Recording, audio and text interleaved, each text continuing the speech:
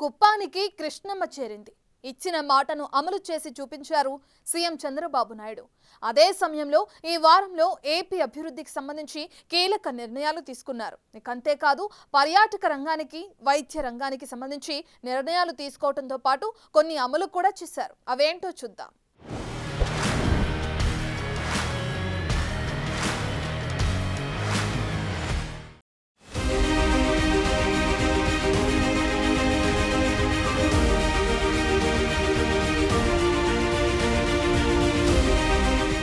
రాయలసీమకు నీళ్లు తీసుకొచ్చి రతనాల సీమగా మార్చాలన్నదే తమ లక్ష్యమన్నారు సీఎం చంద్రబాబు. కుప్పంలో పర్యటించిన ఆయన పరమసముద్రం చెరువు సమీపంలో కృష్ణా జలాలకు జలహారతి ఇచ్చి ప్రత్యేక పూజలు చేశారు. నంద్యాలలోని మల్యాల ఎత్తిపోతల పథకం నుంచి 738 కిలోమీటర్లు ప్రయాణించి కుప్పానికి చేరుకోవడం ఆనందంగా ఉందన్నారు. ఈ సందర్భంగా కాలువ విస్తరణ, లైనింగ్ ప్లాన్ ను ఆయన ఆవిష్కరించారు.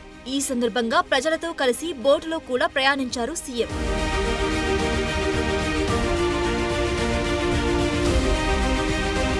కుప్పానికి నీరు తెచ్చేందుకు 27 లిఫ్టులు ఏర్పాటు చేశామన్నారు సీఎం చంద్రబాబు. 2028లో వచ్చే కృష్ణా పుష్కరాలు కుప్పానికి ఈ ఏడాదే వచ్చాయన్నారు. పోలవరం, బనకచెర్ల నుంచి వంశధార, పెన్నా వరకు నదుల అనుసంధానం జరిగితే ఏపీలో కరువు అనేదే ఉండదన్నారు. కృష్ణా ఆయకట్టులో వాడే 120 టీఎంసీ నీళ్లు శ్రీశైలంలో పెట్టి అక్కడి నుంచి రాయలసీమకు అంద్రి, నీవా, నగిరి, గాలేరు ఈ కాలువల దగ్గర తీసుకొస్తే రాయలసీమను సస్యశ్యామలం చేయించనే ఉద్దేశం, ఆలోచన నాది. 80% కుప్పం పనులన్నీ పూర్తయినాయి. 20% పూర్తి చేయలేక మళ్ళీ 6 సంవత్సరాలైంది. ఈరోజు 100 రోజుల కార్యక్రమం ఇచ్చాను. 3,850 కోట్ల రూపాయలు శాంక్షన్ చేశాను. 3,850 క్యూసెక్స్ నీళ్లు తీసుకొచ్చి పరమ సముద్రం ఈరోజు ఒక నిజమైన సముద్రం మారి కనపడుతుందంటే అది మనం చేసిన పని. పరమసముద్రం చేరుకునేందుకు ఆర్టీసీ బస్సులో ప్రయాణించారు చంద్రబాబు. శాంతిపురం మండలం శివపురంలోని స్వగృహం నుంచి ఆర్టీసీ బస్సులో మహిళలు, ప్రయాణికులతో కలిసి ఆయన ప్రయాణించారు. ఉచిత బస్సు ప్రయాణం ఎలా ఉందంటూ మహిళలను అడిగి తెలుసుకున్నారు. స్థానిక మహిళలు, రైతులతో కలిసి కుప్పం బ్రాంచ్ కెనాల్ వరకు బస్సులో ప్రయాణించారు.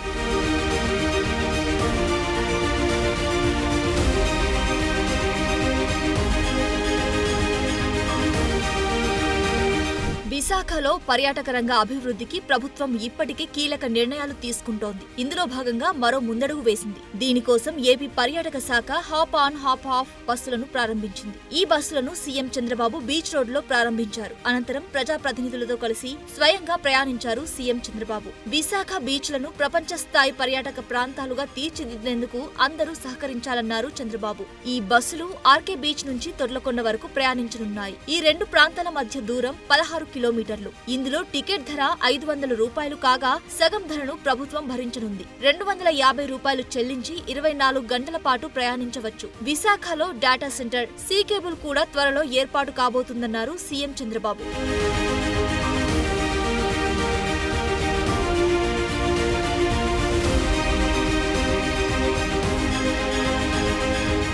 విశాఖలో ఇండియా ఫుడ్ మ్యానుఫ్యాక్చరింగ్ సదస్సులో సీఎం చంద్రబాబు ముఖ్య అతిథిగా హాజరయ్యారు. దేశంలో ఫుడ్ ప్రాసెసింగ్ లో ఏపీకి 9% వాటా ఉందన్నారు ఆయన. దీని విలువ $50 బిలియన్ గా ఉందన్నారు. ఉద్యాన ఆక్వా రంగంలోనూ చాలా బలంగా ఉన్నామని అన్నారు. రాష్ట్రంలో పండ్ల ఉత్పత్తి 15.6% ఉందని, అతి త్వరలో దీన్ని 25% తీసుకెళ్తామన్నారు సీఎం. ఒక్కసారి దరఖాస్తు చేస్తే అన్ని అనుమతులు ఇస్తామని, ఎలాంటి ఆటంకాలు లేకుండా మీ వ్యాపారాన్ని నడుపుకోవచ్చని హామీ ఇచ్చారు. వేగంగా వచ్చి పరిశ్రమ ప్రారంభిస్తే తాము సాయం చేస్తామని హామీ ఇచ్చారు. ఏపీ ఫుడ్ ప్రాసెసింగ్ పాలసీ 4.0 ద్వారా పరిశ్రమలకు ప్రోత్సాహకాలు అందిస్తున్నామని అన్నారు. 200 కోట్ల పెట్టుబడులు దాటితే మెగా ప్రాజెక్టుగా పరిగణించి ప్రత్యేక ప్రోత్సాహకాలు అందిస్తామని ఈ సందర్భంగా స్పష్టం చేశారు. వ్యవసాయాన్ని లాభదాయకంగా, సుస్థిరంగా మార్చడమే తన లక్ష్యమని చెప్పారు.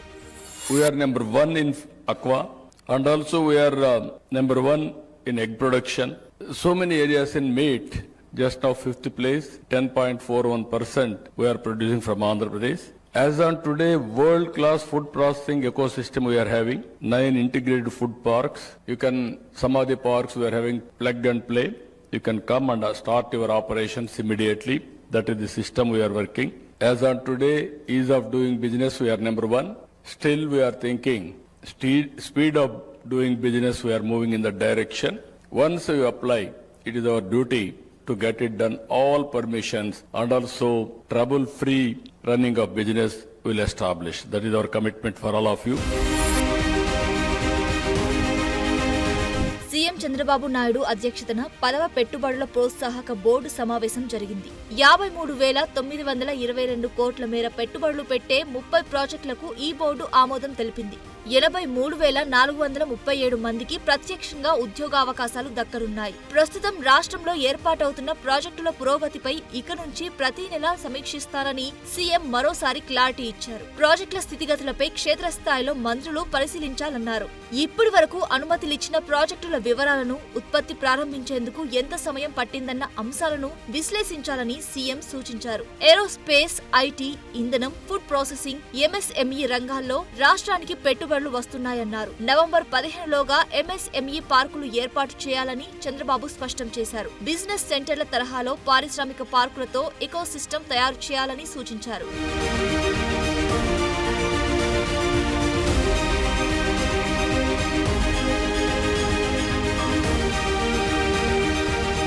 ఉల్లి రైతులకు ఊరటనిచ్చేలా కీలక నిర్ణయం తీసుకుంది ఏపీ ప్రభుత్వం. ఉల్లి కొనుగోళ్లపై సమీక్ష నిర్వహించిన సీఎం చంద్రబాబు క్వింటాలుకు 1,200 చెల్లించి రైతుల నుంచి ఉల్లిని కొనుగోలు చేయాలని సంబంధిత అధికారులకు ఆదేశాలిచ్చారు. రాష్ట్రంలో రైతు బజార్ల సంఖ్యను పెంచేందుకు చర్యలు చేపట్టాలని కూడా ఆదేశాలు జారీ చేశారు. రైతులు నష్టపోకుండా, వినియోగదారులు ఇబ్బంది పడకుండా చర్యలు తీసుకోవాలని, ధరల స్థిరీకరణ కోసం వేర్ హౌసింగ్ సదుపాయం కల్పించాలని సూచించారు. రాష్ట్రంలో రైతు బజార్ల సంఖ్యను పెంచాలని, మార్కెట్ యార్డుల్లో ఆధునిక రైతు బజార్లు ఏర్పాటు చేయాలని ఆయన అన్నారు.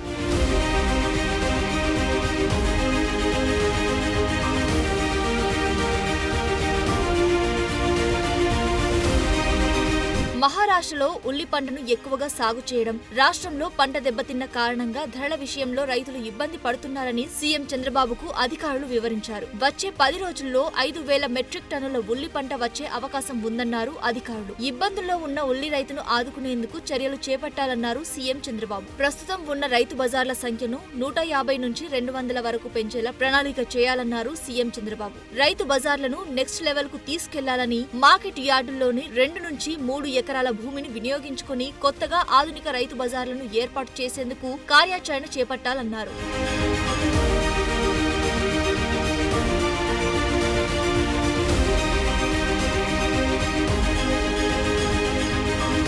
ఏపీ సచివాలయంలో ఫ్యామిలీ బెనిఫిట్ మానిటరింగ్ వ్యవస్థపై సీఎం చంద్రబాబు సమీక్ష నిర్వహించారు. ఈ సందర్భంగా కీలక ఆదేశాలు జారీ చేశారు. రాష్ట్రంలో ఉన్న ప్రతి ఒక్క కుటుంబానికి ఫ్యామిలీ బెనిఫిట్ కార్డు అందించాలని అధికారులను ఆదేశించారు. ఆధార్ కార్డు తరహాలో ఫ్యామిలీ కార్డు ఇవ్వాలని ఈ సందర్భంగా నిర్ణయం తీసుకున్నారు. ఈ కార్డుల్లో ప్రభుత్వ పథకాలు సహా అన్ని వివరాలు పొందుపర్చాలని, ఎప్పటికప్పుడు వివరాలను అప్డేట్ చేయాలని ఆదేశించారు. కుటుంబ అవసరాలపై క్షేత్రస్థాయిలో సమాచారం సేకరించడం, ఏదైనా పథకం అవసరమైతే వెంటనే అందేలా వ్యవస్థను సిద్ధం చేయాలన్నారు. త్వరలోనే పాపులేషన్ పాలసీ రూపొందించాలని కూడా సమావేశం నిర్ణయించింది. కేవలం ప్రభుత్వ పథకాలు అందుకోవడం కోసం కుటుంబాలు విడిపోయే పరిస్థితి రావద్దన్నారు సీఎం చంద్రబాబు.